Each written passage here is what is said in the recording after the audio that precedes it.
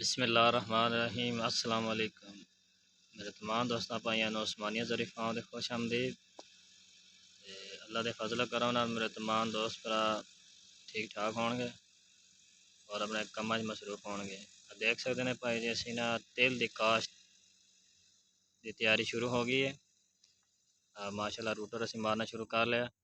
ਤੇ ਤੁਸੀਂ देख सकते हैं थले ਅਸੀਂ ना DAP ਤੇ ਹੋਮੋ एसिड प्रोटेक्टर ना कैंजो का छट्टा मार के माशाल्लाह ज़मीन की तैयारी शुरू कर ली है। तो असी वट्टां ते ला रहे हैं तिल। तो तमाम दोस्तों भरा के साड़ी सलाह भी है मशवरा है वट्टां ते लाना चाहिए या नहीं या छट्टे ना काश्त करनी चाहिए है।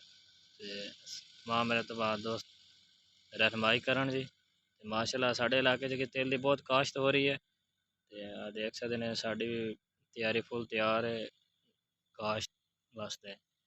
माशाल्लाह जी असी इंशाल्लाह वट्टा काट के साज मार देना छट्टा वट्टा ही नाल काट देनी है।